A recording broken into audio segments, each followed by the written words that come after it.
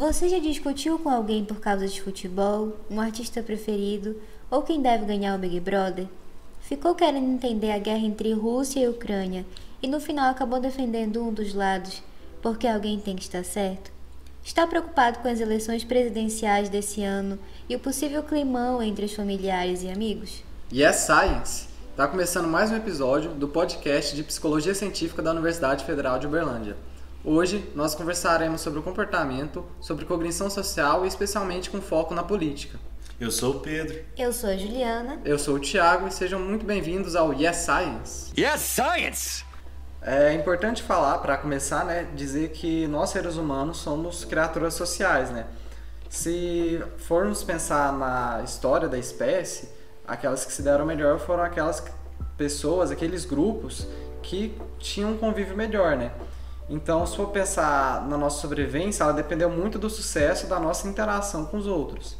Então, foi por isso que algumas habilidades e capacidades foram selecionadas, especialmente as habilidades que tornavam a gente sensível a quem era semelhante ao longo de toda essa evolução. Então, a gente pode pensar tanto na nossa capacidade de comunicar com outras pessoas, na capacidade de entender outras pessoas, de cooperar, de prever a ação do outro e as razões para isso. E também de estimar o que os outros estão pensando nesse sentido. Nesse contexto todo, entender o que os outros podem ter de ideias e as crenças diferentes da nossa vão estar dentro dos estudos da psicologia social. A gente pode entender a psicologia social como um estudo científico de como nos comportamos em grupo e como que os outros afetam o nosso comportamento. Esse é um campo da psicologia que tem se desenvolvido muito com as contribuições das neurociências, da genética comportamental, da psicologia evolutiva e da psicologia cognitiva. E ela vem adquirindo importância por apresentar descrições, explicações e previsões sobre questões sociais fundamentais como racismo, gênero, desigualdades econômicas, feminismo e política. A gente pode perceber que esse é um campo extremamente amplo e hoje falaremos de uma pequena parte das evidências científicas sobre os comportamentos sociais, principalmente aqueles que produzem conflitos entre nós. Bom, e um assunto recorrente no campo da psicologia social é a questão dos grupos sociais. A gente pode falar sobre o processo de socialização, naqueles primeiros grupos que a gente integra, no começo da vida, por exemplo, a família e os amigos mais próximos. Também tem o contexto do bairro, da escola, que você estuda, da cultura e etc. Então, a partir desse processo de socialização, nós estabelecemos categorias sociais, que a gente pode chamar de in-group e out-group. São dois termos em inglês que, se a gente fosse traduzir de forma literal, ia significar endogrupo e exogrupo, Thiago? Mas a gente pode simplificar e falar que é o meu grupo, o nosso grupo, e o grupo dos outros, o grupo deles. Exatamente. Então, podemos entender esses grupos diferentes, esses grupos sociais como coalizões, como formas de suporte mútuo e proteção. E eles são importantes também para o bem-estar do indivíduo, E também para a nossa identidade social, Como que eu me identifico dentro de todos esses grupos que existem. Porque eu posso me identificar mais, por exemplo, na política, com um grupo liberal, com um grupo conservador, com um grupo de direita, de esquerda. O processo de identidade social ele é bastante influenciado por esses grupos, Então, a gente pode entender essa influência a partir de duas condições, de como esses grupos são formados. A partir da reciprocidade, na qual uma pessoa vai ajudar a outra, porque essa outra pessoa vai ajudar a primeira, Ou seja, eu te ajudo na expectativa de que você me ajude no futuro. Ou o contrário, eu sei que você me ajudou em algum tempo, algum momento você me ajudou, no futuro eu vou acabar te ajudando. Então, essa coisa de reciprocidade vai ser algo que vai unir os grupos. Isso é uma forma de cooperação, E a gente pode falar então de uma segunda condição, que é a transitividade. No caso, por exemplo, você está num grupo, se o seu amigo não gosta de alguém, então você também não vai gostar. Essa questão de ser transitivo, o afeto ser transitivo. Então, sendo assim, né, os grupos eles podem se formar em torno de diversas características e interesses em comum. Por exemplo, partidos políticos, né, que são formados em torno de uma posição política. Mas algo que no Brasil também é muito comum são os times de futebol, outros países podem ser times de outros esportes. A gente pode entender, por exemplo, os grupos musicais, né, e aí tem vários grupos que são formados a partir disso. A gente já falou de K-pop aqui, não já? Já falamos de K-pop. Então temos os grupos dos K-popeiros. Exatamente, dos pagodeiros. O sertanejo. Os roqueiros. Os roqueiros que estão voltando aí depois do filme do Batman, principalmente os emo. Mas enfim, a gente também pode falar de grupos formados com base no curso de graduação ou no curso de psicologia, né, da abordagem que cada um se identifica. Os psicanalistas contra os behavioristas. Ou de aspectos sociais mais amplos, como a etnia, a religião, né, a própria nacionalidade. E dentro desse contexto de grupos sociais, a literatura descreve dois fenômenos bem interessantes, né? Um que é do nosso grupo e o grupo dos outros. O primeiro deles falando sobre o grupo dos outros, né? A tendência é que a gente veja o grupo dos outros de forma mais homogênea, normalmente algo estereotipado. Então, a característica que eu observo em uma pessoa daquele grupo, eu vou acabar generalizando para todas as outras. Isso não é uma generalização, né, uma homogeneidade construída só pelo indivíduo. O meu grupo inteiro pode ver aquele outro grupo de forma homogênea, né? Geralmente esse estereótipo se dá de forma negativa. Vocês conseguem pensar algum exemplo?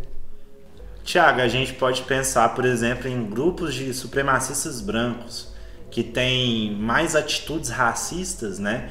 Então eles vão desqualificar qualquer pessoa negra tendo como base uma crença, né, um preconceito de que pessoas da raça negra seriam inferiores a pessoas brancas ou de outras raças. E também a gente pode pensar no contexto de grupos neonazistas que têm atitudes, né, mais discriminatórias e enxergam pessoas que são judias como inferiores a outros tipos, né, de organizações raciais, étnico-raciais e religiosas.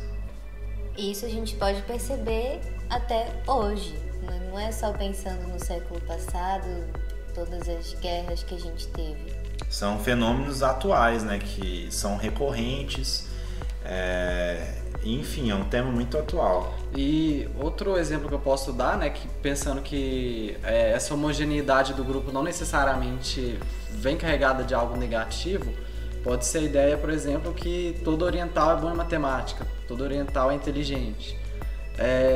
Ainda que a ideia seja algo positivo, né, a pessoa ser boa em matemática, ser inteligente, não necessariamente condiz com a realidade, né, e também se trata de um estereótipo que a gente vai ter de outro grupo. E querendo ou não, você cria uma expectativa sobre essa pessoa, né, que talvez não vai ser cumprida. Exatamente, por causa que a gente tem essa tendência de ver outro grupo como homogêneo. E não é, todo grupo, mesmo que tenha algo que una eles lá, como a gente disse antes, em relação à reciprocidade, transitividade, não necessariamente esse grupo é homogêneo, na verdade, necessariamente ele é heterogêneo.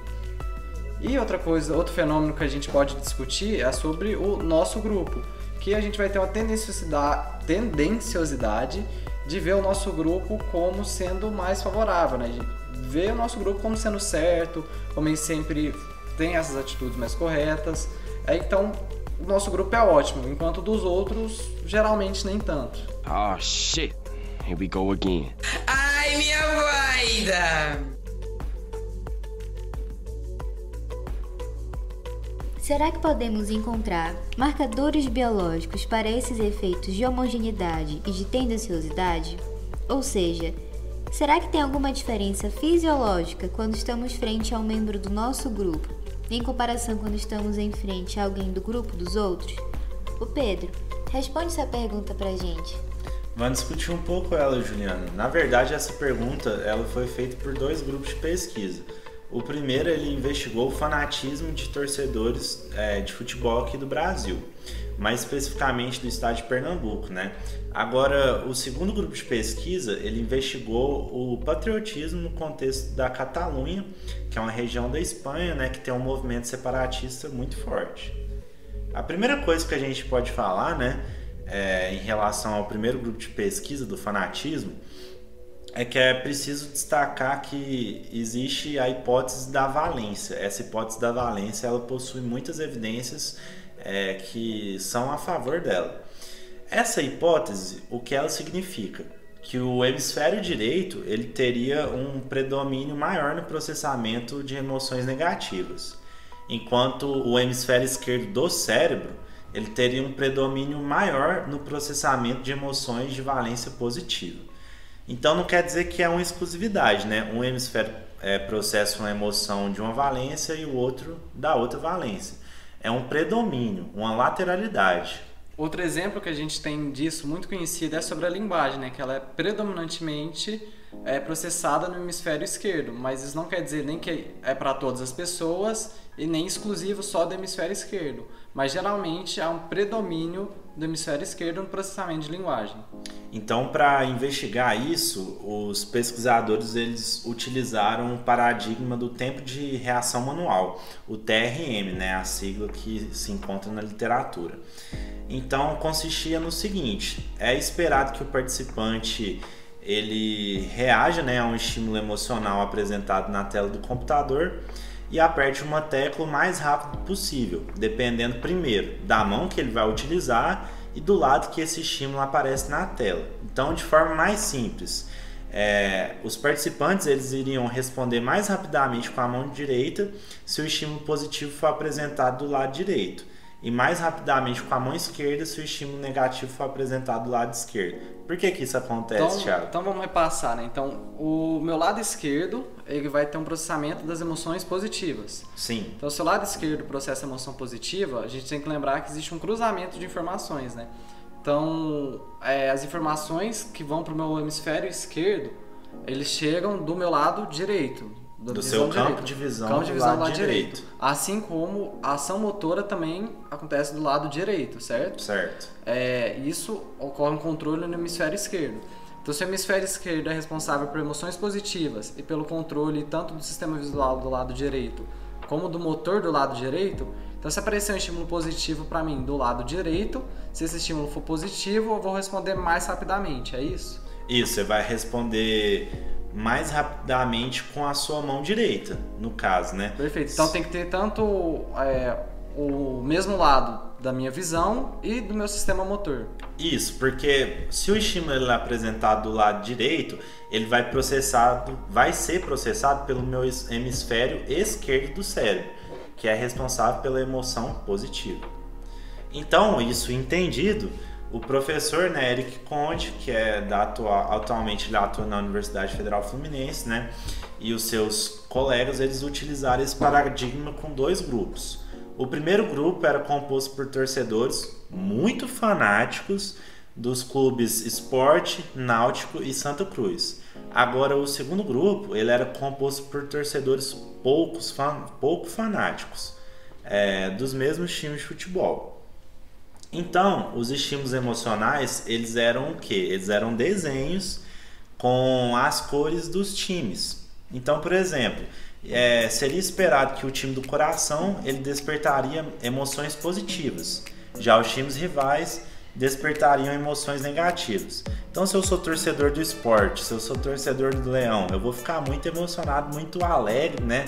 Se aparecer as cores ali do meu time. Agora, se aparecer a cor do Náutico ou do Santa Cruz, eu já vou ficar ali com raiva, né? Uma emoção mais negativa. Então, você é torcedor do Sport, se aparecer a imagem do uniforme do Sport do lado direito do seu campo visual, você respondendo com a mão direita, você vai responder mais rápido. Exatamente, porque eu vou processar essa informação com o meu hemisfério esquerdo, que é mais especializado nas emoções de caráter positivo. Essa é a teoria. O que os resultados apresentaram? Os resultados eles sugerem que os torcedores muito fanáticos eles processam as informações emocionais de maneira diferente em comparação com os torcedores pouco fanáticos. Então isso quer dizer que o grau, né, que eu me identifico com um grupo, né, ser fanático ou não, ele vai estar associado com a diferença neuropsicológica relacionada ao processamento das informações. Os resultados mostraram, na verdade, que a hipótese, né, da valência ela foi aplicada, ela apareceu no grupo dos torcedores pouco fanáticos. sim! Outro estudo agora, né, sobre o patriotismo, ele foi realizado pelo pesquisador Asmar Casanova e seus colaboradores. Nesse estudo em questão, eles perguntaram se seria possível medir o quanto que uma pessoa é patriota, né, a partir de medidas cognitivas e também eletrofisiológicas. Foram realizados 2 experimentos. No primeiro experimento, eles utilizaram de uma tarefa que é chamada de tarefa, né, da apresentação visual serial rápida, que a sigla é RSVP. Então, nessa tarefa cognitiva, são apresentados de forma muito rápida uma sequência de imagens num monitor de computador. Então, essas imagens, no meio delas, sempre tem um alvo, que o pesquisador vai lá e instrui o participante. Tipo, você precisa identificar essa imagem, que é a imagem alvo. No caso desse estudo, era uma lâmpada. E se a gente pensar que o contexto é sobre a região da Catalunha, algo político, a lâmpada é um objeto neutro. Exatamente, porque teriam outros estímulos distratores que seriam imagens das bandeiras da Espanha, da União Europeia e da Catalunha. Então, no caso, esses estímulos distratores, eles podem ser, né, imagens com conteúdo emocional que vão atrair a atenção do participante e vão diminuir a capacidade dele de identificar o objeto-alvo, ou seja, de identificar a lâmpada no meio de todas essas bandeiras, por exemplo. Então, nesse estudo, os autores eles colocaram esses distratores que a gente havia falado, né, das bandeiras. E foi um estudo realizado na região da Catalunha, né? Então, essa região ela é famosa, né? Vira e mexe a gente vê diversos movimentos separatistas ou movimentos que não são a favor, né, da separação dessa região da Espanha. Os resultados, eles mostraram que as pessoas que são a favor da independência da Catalunha, eles tiveram uma maior dificuldade de encontrar o objeto-alvo, ou seja, de encontrar a lâmpada no meio de todas as bandeiras. Então, esse foi o primeiro experimento. Já no segundo experimento, os autores eles foram verificar se esse marcador cognitivo para o patriotismo ele é observado em outra tarefa. Essa outra tarefa era a associação entre a bandeira e o líder político. Então, se essa tarefa ela estaria associada a medidas eletrofisiológicas, que no caso é a frequência cardíaca, né? O batimento cardíaco e a condutância da pele. Os resultados desse segundo experimento mostraram que os catalães que são mais patriotas, aqueles que vão defender a independência da região, eles apresentam uma resposta aversiva com maior frequência cardíaca ao verem a bandeira da Catalunha, associada a um político famoso por sua posição contrária à independência da Catalunha. Ou seja, a pessoa que é muito fervorosa, né, politicamente, que quer a independência da Catalunha, quando a foto da bandeira da Catalunha aparecia com um político que não é a favor da independência dessa região, essa pessoa teria a frequência cardíaca aumentada durante essa exposição a esse estímulo. Que é um comportamento respondente, ou seja, que ela não tem controle, né, sobre isso. Não tem controle sobre isso. Então é um comportamento, né, respondente, como o Thiago falou, só repetir. Então, mais uma vez, a gente vê esse senso de pertencimento a um grupo e os efeitos de homogeneidade e tendenciosidade decorrentes, né, da gente poder modificar o comportamento dos indivíduos. E agora, inclusive, com termos, né, neurofisiológicos. Mesmo que a gente não tenha consciência disso, igual o Thiago falou, são comportamentos que não são controlados, né, conscientemente, são comportamentos respondentes. O outro tipo de comportamento, né, só para exemplificar, que a gente tem mais controle, que são os comportamentos operantes. Exatamente, falando em termos behavioristas. Outro salve pro Skinner. Então, o estudo que a gente acabou de comentar tratou de uma questão mais associada à política e os seus efeitos não conscientes sobre o nosso desempenho cognitivo e a nossa experiência emocional. Então, para a gente aprofundar um pouco mais esse tema da política, a gente precisa falar antes sobre alguns fenômenos associados ao nosso comportamento em grupo. A gente já ouviu muito falar que 2 cabeças pensam melhor que uma. E esse é um outro aspecto muito importante para a gente destacar sobre os grupos. Trabalhar em grupo pode aumentar a eficácia da resolução de problemas Porque a gente tem um benefício evidente de que cada um dos membros tem conhecimentos e experiências diferentes, e o que vai facilitar a geração de novas ideias. Mas a gente também tem outros fenômenos que mostram alguns problemas de se trabalhar em grupo. A gente pode citar aqui a difusão da responsabilidade, que é quando há a diminuição da responsabilidade individual em um contexto de grupo. Como é que a gente pode pensar num exemplo disso? Por exemplo, quando uma pessoa cai na rua em uma cidade pequena, né, as pessoas, né, por elas constituírem um grupo menor, acaba que a responsabilidade delas ajudarem o próximo vai ser maior, né? Que elas vão perceber que tem uma responsabilidade de fato ajudar aquela pessoa. Mas em um contexto de um grupo maior, numa cidade grande, num show, numa rave, num festival, no Rock in Rio, a galera não vai se sentir tão responsabilizada assim a ajudar. Outro exemplo que a gente pode pensar é em relação a quando começou todos os ensinos remotos, né, aquelas reuniões online. Quando você está numa reunião com poucas pessoas, existe uma responsabilidade maior para ligar a sua câmera, né? Enquanto se você estiver numa reunião muito grande, tiver muitos membros, vai haver uma difusão dessa responsabilidade por ligar a câmera. Então, muitas poucas pessoas vão ligar ela e você vai se sentir menos culpado, né, de não ligar a câmera num grupo maior do que se você estivesse num grupo pequeno. Então, quanto mais membros estiverem dentro daquele grupo, maior vai ser a difusão, a diluição de uma responsabilidade social. A gente pode pensar e observar também que é comum o grupo assumir uma posição mais extrema do que seus membros teriam individualmente. Ou seja, os grupos tomam decisões mais arriscadas e extremas, podendo chegar a comportamentos até mesmo destrutivos e irracionais. Esse fenômeno a gente pode chamar de risk shift. Em português, traduzindo literalmente, é a mudança para o risco. E esse fenômeno ele é parte de um fenômeno mais amplo chamado de polarização do grupo.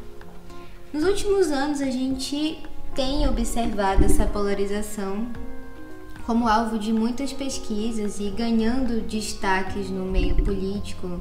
E a gente até observa na pandemia da Covid-19 com todas essas divisões no espectro político, como a direita e a esquerda, conservadores e progressistas. A gente pode pensar no exemplo tanto do uso das máscaras, né? Alguns grupos assumiram totalmente isso, falar que não precisa usar, não existe isso. E o outro grupo também tomando totalmente precauções exacerbadas, né? Da mesma forma, a gente pode lembrar da vacina, que tiveram grupos que, mesmo tomando vacina a vida inteira, por o seu grupo que ela está inserida ser contra essa vacina, essa pessoa também se tornou contra vacinas, né? Outro exemplo para além da pandemia são as torcidas organizadas, né? Geralmente, se um torcedor avulso do contexto de um grupo, ele não teria o mesmo comportamento que ele apresenta quando está junto com a torcida inteira, né? Então, vários casos de agressões, etc., que acontecem nesse contexto do futebol. Brasil! E como que as pesquisas em psicologia fazem essa divisão de espectros políticos entre as pessoas? Existe, primeiro, uma divisão famosa, que é o diagrama de Nolan, que tem um plano cartesiano, né? Então, vai da direita até a esquerda, de cima para baixo. Em que o plano da esquerda até a direita vai medir o nível, posicionamento em relação às questões econômicas, né? Enquanto mais à esquerda seria uma visão que o Estado teria que ter mais poder econômico, enquanto a visão mais ligada à direita teria que ter mais liberdade econômica para os indivíduos. Sem o Estado interferir tanto na autonomia dos indivíduos. Perfeito. E no outro eixo, o eixo Y, né, de baixo para cima, quanto mais para baixo a pessoa tivesse nesse diagrama, mais ela seria liberal. Isso nas questões sociais, né? Então, liberação do uso de drogas, liberação do aborto, então pautas desse tipo. Enquanto a pessoa mais acima seria considerada mais conservadora, então ela seria contra essas manutenções sociais, né? Mas... seria a favor das manutenções sociais, no caso. Isso, a favor das manutenções. Contra as revoluções, as revoltas, as mudanças. Bela correção. Só que muitas pesquisas mostram que essa divisão não abrange muita parte da população, né? O estudo de 2020 mostrou que essa divisão abarca cerca de 20 a 30% da população. Então, geralmente, os estudos abordam a visão política de uma maneira mais simples, né? De uma maneira unidimensional, que seria considerada direita conservadora e esquerda progressista. E tem dois aspectos principais nessa divisão, né? Primeiro, existe a diferença na visão sobre as mudanças sociais. Então, as pessoas que se identificam com a direita, elas vão valorizar a manutenção dos valores e das tradições e de instituições sociais, como família e religião. Então, elas vão resistir às mudanças.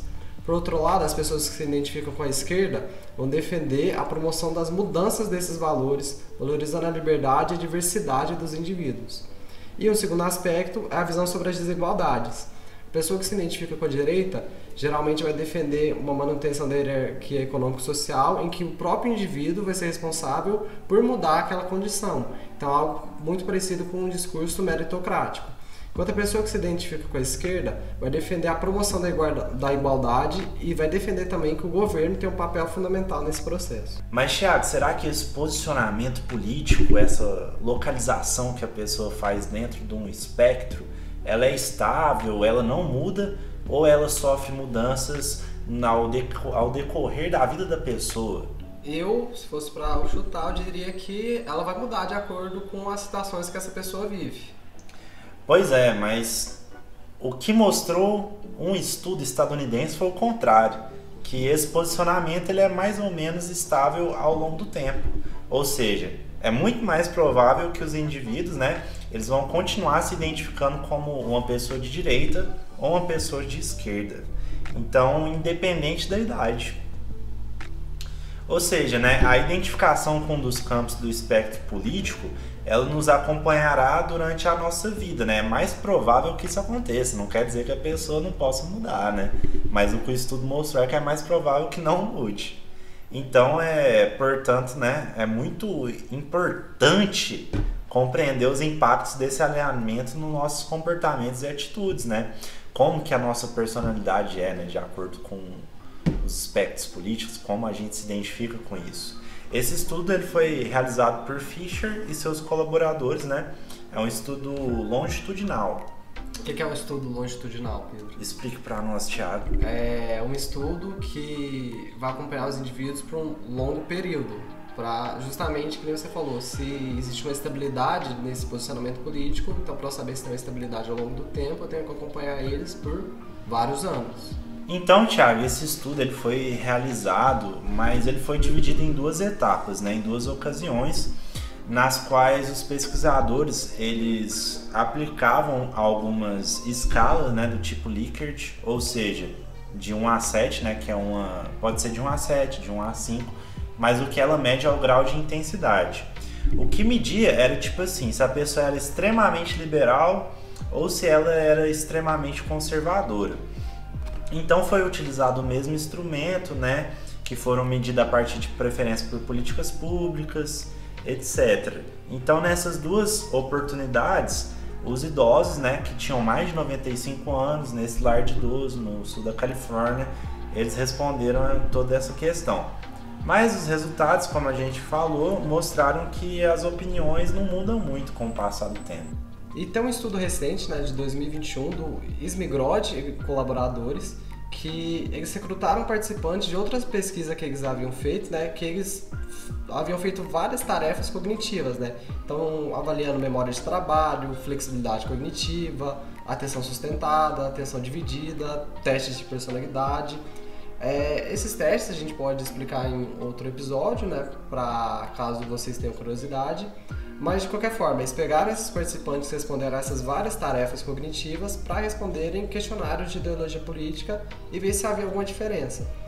E os resultados indicaram que as pessoas com direita eram significativamente associadas com maior cautela nas tarefas e um tempo maior na execução delas. Ou seja, eles levavam mais tempo para processar aquela informação, mas para ter certeza de que elas executariam uma tarefa de forma correta.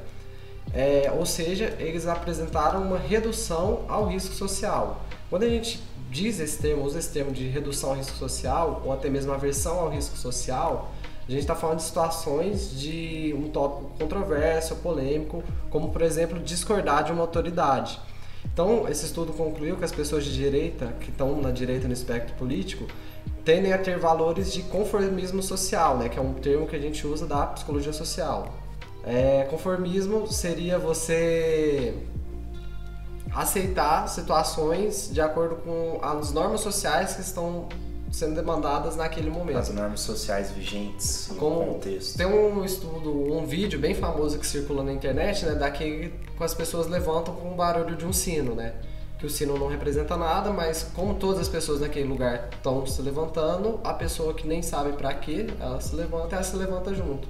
Então, conformismo social é você aceitar essas situações mesmo sem entender muito bem o motivo de estar fazendo aquilo. Você só vai se deixando levar, basicamente. Então, a gente já definiu que, como as pesquisas vão definir, né, uma pessoa como direita e outras pessoas como esquerda, né? Só que fica uma pergunta, existe diferença psicológica na pessoa que se identifica com direita e nas pessoas que se identificam com a esquerda?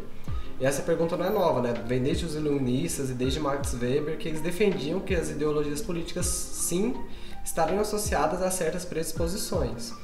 E essa concepção é chamada de afinidade eletiva.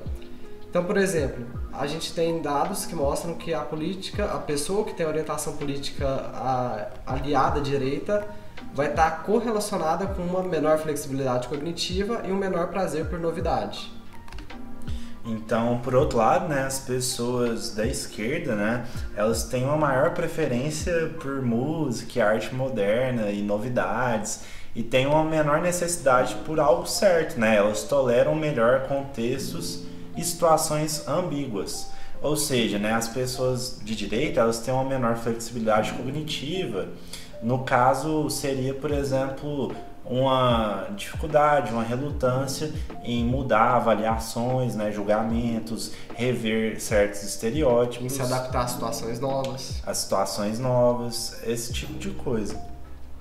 E é importante a gente destacar que esses resultados são de correlação, né? Não é uma relação de causa. Então não quer dizer que, então uma pessoa de esquerda, logo ela terá esse pensamento. Se é uma pessoa de direita, então ela vai ter pouca flexibilidade, não é uma relação causal. É só correlacional. Ai, minha vaida! Então, o estudo anterior sugere que o posicionamento político pode afetar a tomada de decisão dos indivíduos naqueles termos que a gente discutiu no início, né? Do nosso grupo e do grupo dos outros, inclusive com consequências muito sérias para a sociedade. E para investigar como a visão política vai afetar nessa tomada de decisão, são muito usados alguns paradigmas clássicos da teoria de jogos. Então, vamos pegar um exemplo para explicar essa teoria de jogos. Vamos supor que eu sou um policial e eu peguei a Juliana e o Pedro cometendo um crime. A gente estava fazendo pichação de muro. Pode ser esse crime. Só que a pena vai ser um pouco pesada, mas tudo bem. Então, a gente vai ter 3 cenários possíveis. Se um deles acusar... Então, se o Pedro acusar a Juliana e a Juliana não acusar o Pedro de volta, então o Pedro é o dedo duro da história. O Pedro se safa, ele fica sem ir pra prisão e a Juliana pega 10 anos de prisão. 10 anos? 10 anos. Por pichar um muro. Mas, se a Juliana acusar o Pedro de volta também e os dois forem dedo duro, os dois pegam 5 anos de prisão. E se os dois ficarem calados, os dois ficam presos só 6 meses. Então, o que vocês imaginam que seja a decisão correta a se fazer? A decisão correta, no meu caso, como eu não sou um rato, é ficar calado, né? E você, Juliana, o que você acha? Também. Eu decidi não falar, pensando que ele iria escolher esse caminho também. Então, os dois ficariam presos apenas 6 meses. Mas, se a gente for parar para pensar de uma maneira que é chamada da teoria econômica clássica, né, um jeito individual de pensar em sempre maximizar os meus lucros, isso é uma decisão errada. Porque em qualquer cenário em que eu acuse o outro, eu vou ter uma pena menor. Então vamos falar que é a Juliana que falou que também não quer acusar o Pedro. Então ela está presa 6 meses. Só que nesse caso, se ela tivesse acusado ele, ela não ia ser presa de maneira nenhuma. Então ela teria economizado 6 meses de prisão. Da mesma forma, no outro cenário em que o Pedro acusa ela pegaria 10 anos. Mas se ela acusasse de volta também, ela pegaria só 5. Então, de qualquer forma, se ela for pensar individualmente, é melhor ela sempre acusar o outro. Só que a gente percebe que se os dois agirem dessa maneira, os dois vão se dar mal. Os dois vão ficar 5 anos ao invés de 6, se os dois tivessem ficado calados. Então a gente vê que não existe bem uma decisão racional, né? Porque se a gente for agir individualmente, todo mundo dessa forma, todo mundo se dá pior. Mas se todos pensarem de maneira coletiva, acaba que todos vão se dar melhor de certa forma. É isso.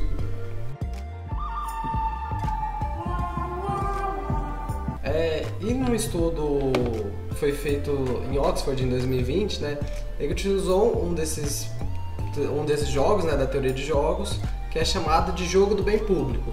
A gente não vai explicar ele aqui por ser uma tarefa complexa, né, mas a gente coloca nas redes sociais. Nas redes sociais. Basicamente, né, ele parte do mesmo princípio que o dilema do prisioneiro, né? Então, se eu ajo individualmente nesse jogo, eu me dou melhor. Mas se todo mundo age individualmente, todo mundo sai num cenário bem pior, né? Que seriam uns 10 anos de prisão. Só que se todos se ajudarem, todo mundo sai num cenário que seria equivalente igual para todo mundo, que seriam os 6 meses de prisão, que é bem pouco. Sim. Então eles colocaram várias pessoas, né, para participarem desses jogos para ver o que seria mudado, o que iria mudar no comportamento de acordo com a orientação política das pessoas. Então, pensando naquilo que a gente disse antes, de uma pessoa de direita ter uma tendência a ser mais cautelosa nas tarefas e ter uma redução do risco, né, ter uma aversão a esse risco, o que vocês diriam que a pessoa de direita teve de diferença com a esquerda? Que ela investiu mais nesse bem comum ou que ela quis se prevalecer? Pelo princípio da liberdade, eu acho que ela quis, né, se resguardar. E foi justamente isso, né? O estudo concluiu que as pessoas de direita contribuíram bem menos com esse bem comum, enquanto as pessoas de esquerda foram investindo cada vez mais justamente nessa tentativa de corrigir as desigualdades no valor recebido por cada um. E por fim, um outro jogo, né, da teoria de jogos, que chama Jogo da Confiança, que ele funciona da seguinte forma. Ele funciona com 2 pessoas, né? Então, vamos supor que seja eu e o Pedro, e cada um de nós começa com R$2. Como que isso funciona? Eu vou ser como se fosse investidor e o Pedro vai retornar um desse valor. Então, toda a quantia que eu der pro Pedro, ela vai se triplicar. Então, se eu der meus R$2 para ele, eles vão virar 6 e o Pedro vai ter um 8, total de R$8 no total, né? Uhum. E ele pode repassar o tanto que ele quiser para mim. Então, se ele quiser ser justo, né, o quanto que ele é confiável, e ele quiser me devolver R$4 para cada um ficar igual, ou ele quiser me dar só R$2 para retornar o que eu tive e ele ficar com 6, ou ele ser muito egoísta e ficar com os 8. E também existe o cenário que ele é muito bondoso, né? Ele dá todos os outros R$8 e fica com nada. Existem todos esses cenários. Então, basicamente, esse jogo vê o quanto uma pessoa é confiável e o quanto que uma pessoa confia na outra. Então, o quanto que eu confio no Pedro para eu dar todo o meu dinheiro, ou dar pouco, e quanto que essa outra pessoa é confiável, né? De tentar equilibrar esses ganhos. O que os resultados indicaram foi que as pessoas alinhadas à esquerda apresentaram maior confiança do que com as pessoas identificadas com a direita. Ou seja, elas investiam muito mais na outra, elas confiavam muito mais na outra pessoa. Só que na questão de confiável, né, o quanto que a outra pessoa retorna, não teve tanta diferença significativa. Isso pode ser interpretado como sendo as pessoas de esquerda ter uma visão menos ameaçadora do mundo, né? Só que em certos contextos isso pode ser considerado ingenuidade. Enquanto as pessoas de direita, elas novamente têm essa aversão ao risco. Agora vamos falar sobre um estudo, né, conduzido por pesquisadores croatas, realizado no ano de 2021.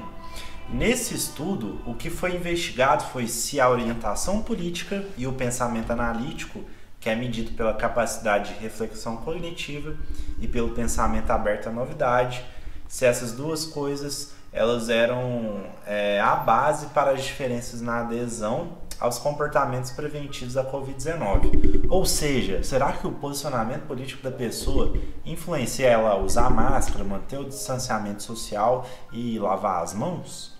Não só o posicionamento político, mas também a abertura à novidade e a capacidade de reflexão cognitiva. Mas esses fatores, né, como a abertura à novidade, é algo que está mais ligado à esquerda, né, nas pesquisas. Exatamente.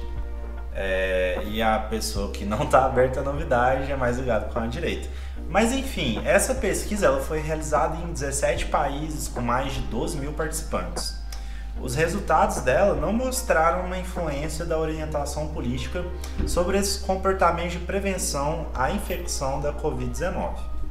Mas, para ter uma ideia, né, dos resultados dessa pesquisa, o que eles mostraram foi que o pensamento aberto à novidade ele foi mais importante em determinar se a pessoa vai ser mais cuidadosa ou não. Por quê? Porque para você ter uma ideia, né, para você conseguir medir esse tipo de pensamento aberto a novidades, é utilizado uma escala que ela é composta por 6 itens. Nesses 6 itens, 3 deles são positivos. Por exemplo, se eu não sei muita coisa sobre algum tópico de interesse, né, eu não me importo de ser ensinado sobre ele, mesmo que eu saiba sobre outros tópicos. Agora tem os 3 itens negativos, né, dentro desses 6. Que é, por exemplo, eu acho que se eu prestar atenção em uma aula, né, sobre alguma coisa que eu já sei, é perda de tempo. Se eu presto atenção em pessoas que discordam de mim, também é considerado perda de tempo. Então, né, medindo esses 6 itens, as pessoas com mente mais aberta, elas aderiram melhor às orientações de evitar contato físico, de manter a higiene, né, de lavar as mãos com frequências, e elas também deram apoio a políticas públicas, né, a medidas de prevenção da Covid, tipo o lockdown, né. Então, os autores, né, eles destacaram uma limitação desse estudo. Qual era a limitação? Que ela foi realizada nos primeiros meses de 2020, ou seja, ali quando começou a pandemia, né, no estopim da pandemia.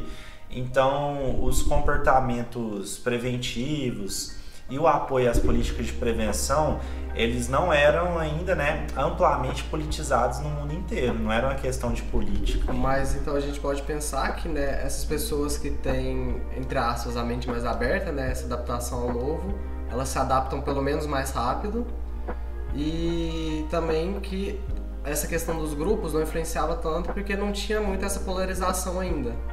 Sim, e tipo, a gente pode ainda adicionar outro estudo, né? Na verdade, 4 estudos, né?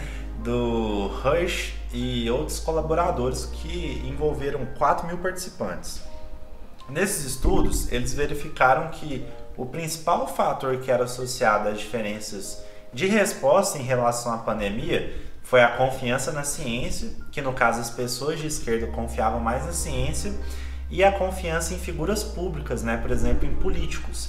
E no caso, as pessoas de direita confiavam mais nos políticos, né? Na questão da pandemia. Que é algo que a gente falou lá no começo, que era sobre respeito à autoridade, que é mais comum à direita. A direita respeita mais autoridades, então seguiam mais posicionamentos públicos de presidentes, de ministros, prefeitos. Então, se o presidente mandasse ter normas preventivas da Covid, essas pessoas iriam aderir, mas em países que eram mais negacionistas da pandemia, pessoas de direita tenderam a ter mais comportamentos negacionistas. Por exemplo, no Brasil, onde, né, todas as pessoas foram incentivadas pelo presidente a não se cuidarem, né, em relação à pandemia e todos os problemas que a gente já identificou ao longo desse período conturbado.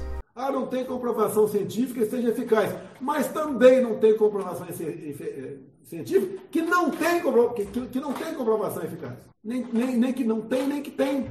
Filhotes da ditadura! Todos engordaram na ditadura!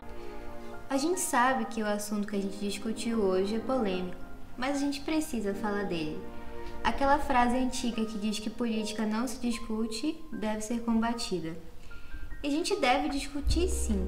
Se a gente tem interesse em construir uma sociedade melhor, a gente precisa falar sobre política e compreender o fenômeno. Mesmo abordando questões da psicologia social e do nosso funcionamento em grupo, a maioria dos resultados apresentados se refere ao nível individual da interface entre psicologia e política. Obviamente, não houve a pretensão de esgotar o assunto, longe disso. A gente quis só apresentar uma faceta, né, do tema. Exatamente. E para isso é fundamental a contribuição de outras áreas, como a ciência política, a antropologia e a sociologia. A economia também.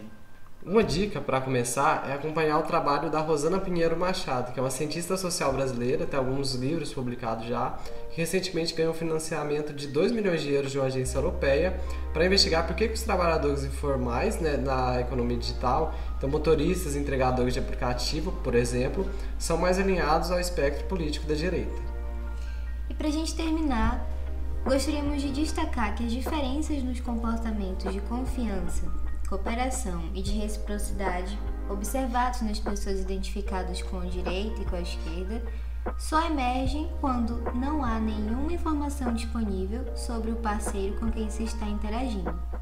Alguém pode perguntar, e quando é que situações assim acontecem? Realmente é quase impossível vivenciarmos uma situação dessas na vida real.